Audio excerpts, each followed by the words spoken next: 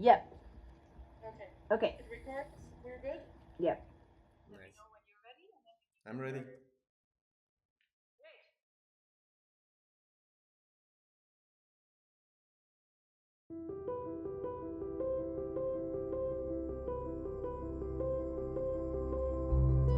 Well, my name is Alejandra Santillana Ortiz. I have been part of the YASunidos Collective for 3 years.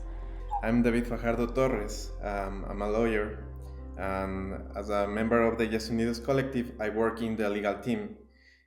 First of all, Yasuní, like I was saying, is located in a north part of the Amazon area in Ecuador. And like the 43 block is very important because it is the home of like the isolated indigenous people, such as Tagaeris and Taromenanes.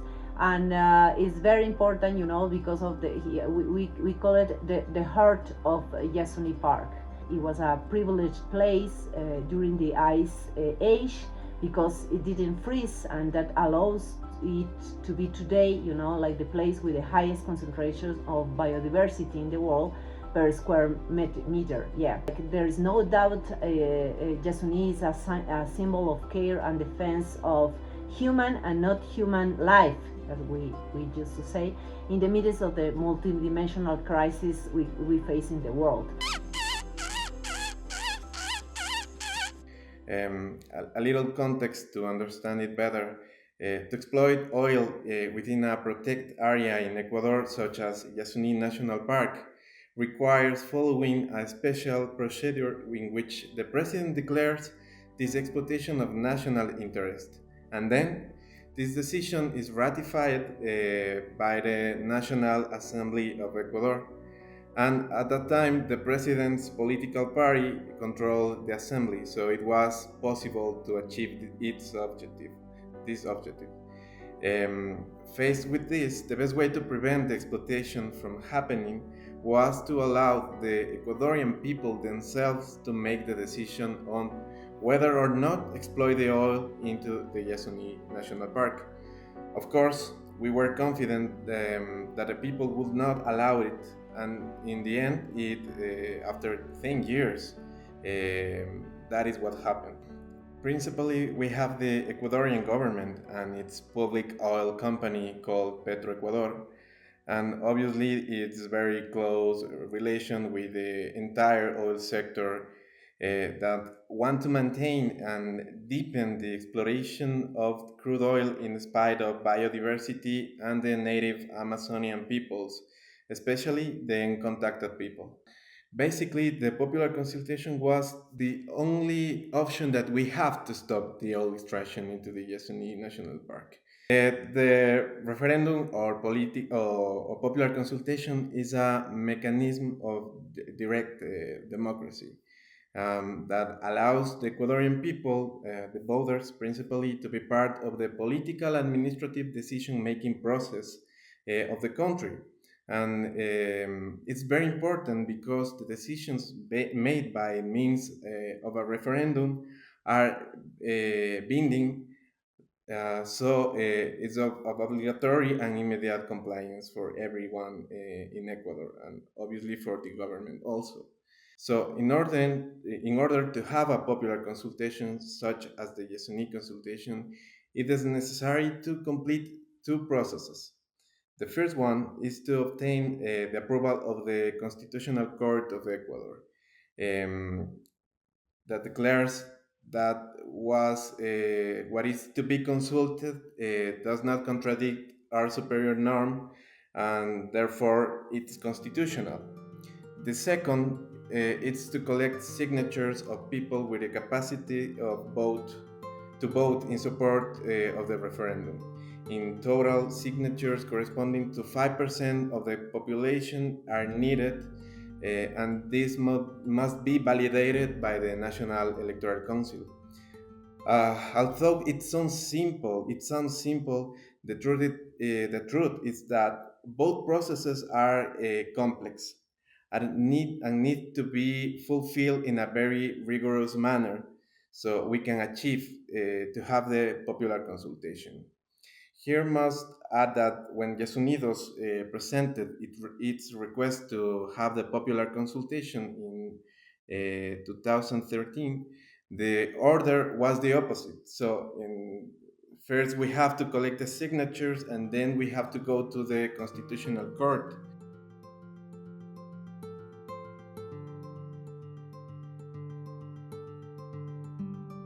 We continue for a decade doing a series of action, like legal action and also, like direct action until finally, like, the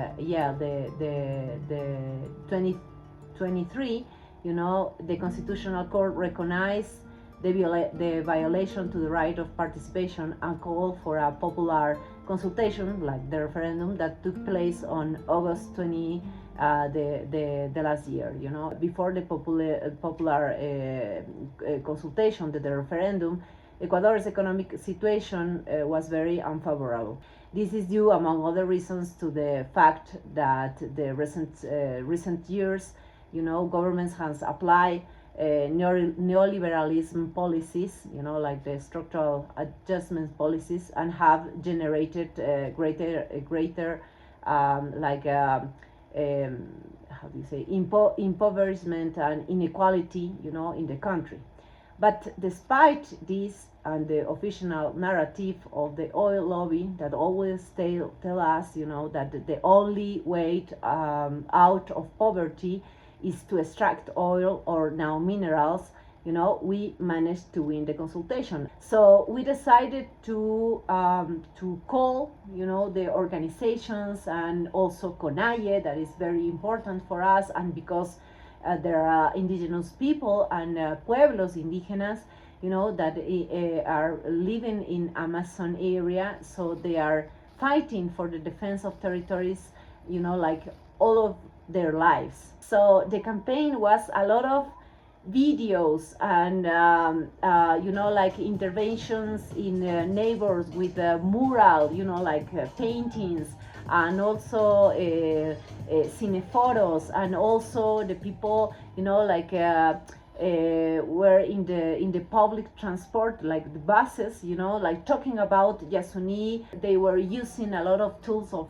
from the theater, like the arts, and we had people who decided to make songs, and we had also panels and interviews in the hegemonic, like the mainstream media. Like we did a lot of campaign in a lot of territories. Our strength was the strength of the organizations that decided to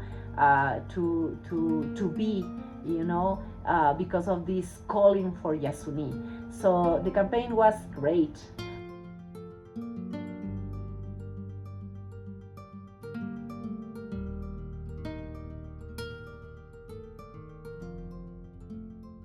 I think the campaign was, for me, one of the most greatest, like experience in my life.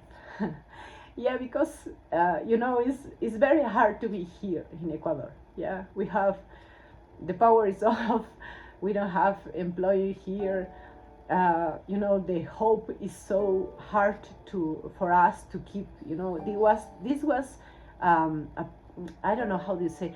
In Ecuador, we have this long, experience of levantamientos indígenas, and all these how do you say, levantamientos, I don't know how they say, like a rising, like this indigenous movement, they call us, and in Ecuador, to let's keep it, and then struggle, and then rise up, and then we have to defend and struggle, because all the rights are violated by the rich people here. We used to be a country that talk a lot about hope, democracy. So what happened in the last 5 years was so horrible here that it's very difficult for us to keep the hope in our hearts, in our struggles, because nothing works, nothing works. And so the campaign for Yasuní was kind of a mechanism that like give us hope, and it was a collective hope,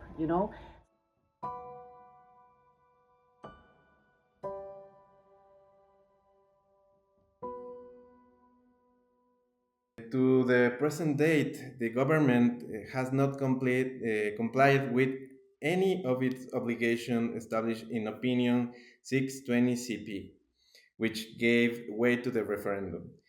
It means neither to suspend all exploration nor to close and dismantle the wells, much less has it carried out the ecological restoration of the affected ecosystems or reparation to the indigenous communities.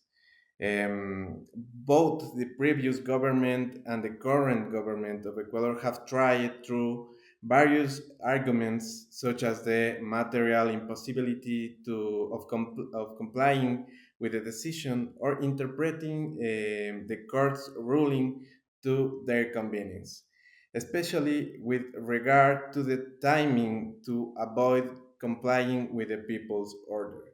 So they are saying that it's impossible to comply with the decision, so we have to continue with the exploitation. Throughout this year since the consultation, we have been warning to the court about the non compliance of the state and asking for corrective measures. Just 1 year after the consultation, the government present a report with which it wants to justify a supposed compliance. But the same document show us that nothing has been complied with, and that this year they have only proceeded with bureaucratic procedures and an intentional delay in order to continue extracting crude from the Yasuní. The government itself requested a hearing before the court to explain that supposed compliance, and we are waiting to be able to present our arguments and evidence, and with that ensure that the constitutional court takes the necessary measures to correct this not compliance of the government. I think it is very important for us to, to look at this initiative like something that is very like important, that we can do it, and this is a sign that we can do it. You can have this popular point of view, like massive majority that decide to keep oil in the ground in a country that is made by oil, but because the last 50 years Ecuador was an oil country.